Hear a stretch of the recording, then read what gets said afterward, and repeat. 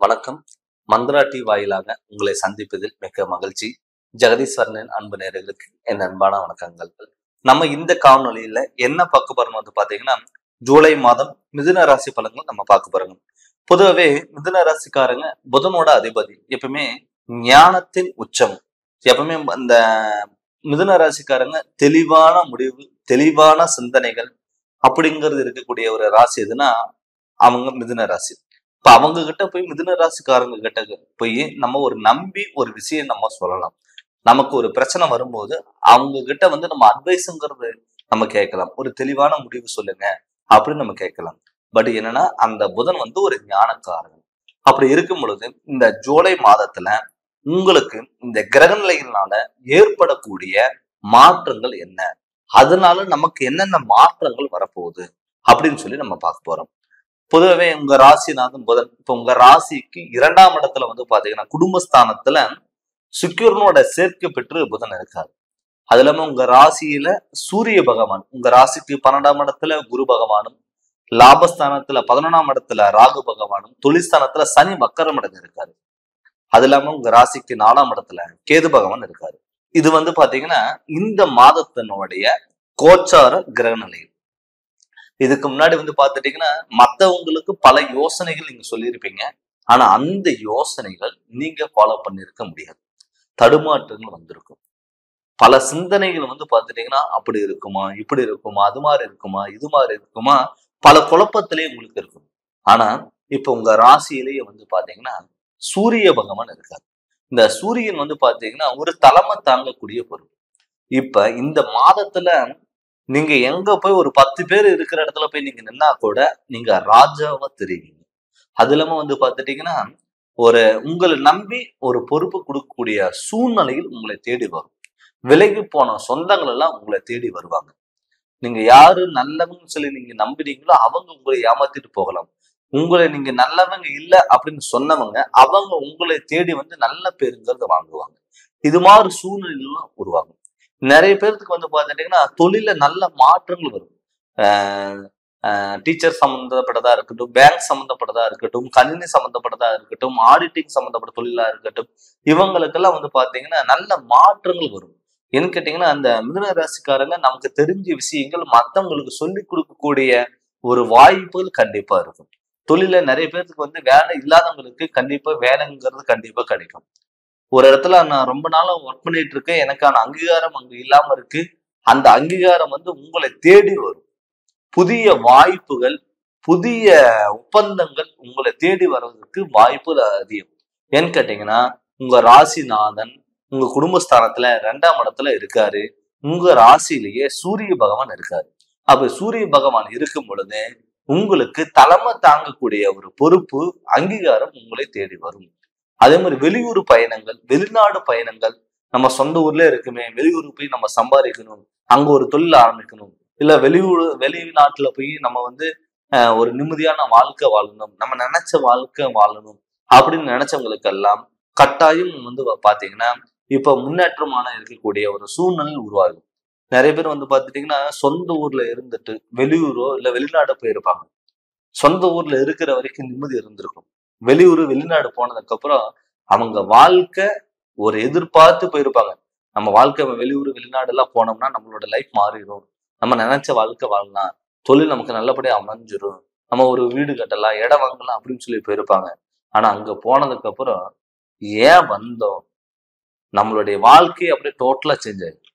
நீங்க என்னென்ன எதிர்பார்த்து ஒரு விஷயங்கள் நீங்க தேடி போனீங்களோ அங்க போனதுக்கு அப்புறம் எல்லாமே ஒரு ஜாப்ல இருந்து கணவனுக்கு மனைவியோ இல்ல மனைவிக்கு கணவனோ எல்லாமே மாறிடுவாங்க. நம்ம ஹஸ்பண்டா இது மாதிரி பண்ணிட்டாரு, நம்மளோட வாழ்க்கை இது மாதிரி போயிருச்சு அப்படின்னு சொல்லி உங்களுக்குள்ளேயே வந்து பாத்துட்டீங்கன்னா மனக்கவலைகள் வச்சுக்கிட்டு வெளியே சொல்ல முடியாம இருப்பீங்க. நீங்க ஒருத்தர்கிட்ட ஆறுதலா நீங்க சொல்ல போனீங்கன்னா அவங்க உங்களுக்கு எதிரிகளே மாறுவாங்க. ஏன்னு கேட்டா அவ்வளவு பிரச்சனைகளும் உங்களுக்கு நடந்திருக்கலாம்.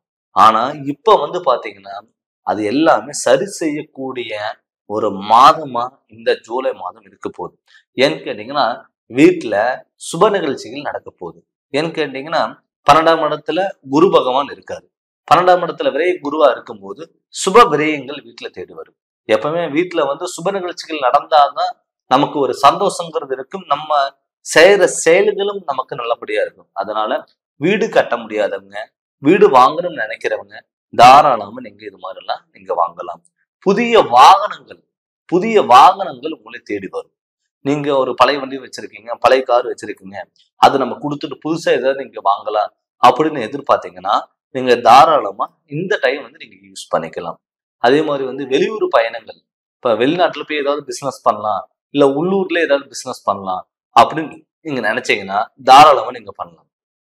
அது மட்டும் இல்லாம நம்ம ஆல்ரெடி ஒரு இடத்துல நம்ம ஒர்க் பண்ணிட்டு இருக்கோம், நம்ம ஏதாவது புதுசா ஏதோ ஒப்பந்தங்கள் மூலியமா ஒரு பார்ட்னர் ஜாயின் பண்ணி நம்ம பண்ணலாம் அப்படின்னு நினைச்சீங்கன்னா முடிஞ்ச அளவுக்கு நீங்க தவிர்த்துக்கோங்க. மத்தவங்களை நம்பாதீங்க. நீங்க உங்க மேல நம்பிக்கை வச்சு நீங்க இறங்கி நீங்க பண்ணுங்க. கண்டிப்பா உங்களுக்கு நல்ல மாற்றங்கள் வரும். அது மட்டும் இல்லாம 4ஆம் இடத்துல கேது பகவான் இருக்கிறதுனால என்ன ஆகும்னா, தாய் வகையில மட்டும் உடல் ஆரோக்கியத்துல கொஞ்சம் கவனமா இருக்கணும். ஏன்னு கேட்டீங்கன்னா அவங்களுக்கு வந்து உடல் ஆரோக்கியத்துல சில தொந்தரவுகள் கொடுக்கலாம். ஹாஸ்பிட்டல்ல சில விரயங்கள் வரலாம். அவங்களால நமக்கு மன உளைச்சல்கள் வரலாம். அதனால நீங்க தைரியமா இருங்க. கண்டிப்பா உங்களுடைய வாழ்க்கையில மிகப்பெரிய மாற்றங்கள் வரும். திருமணம் ஆகாதவங்களுக்கு கட்டாயம் திருமணங்கள் நடக்கும்.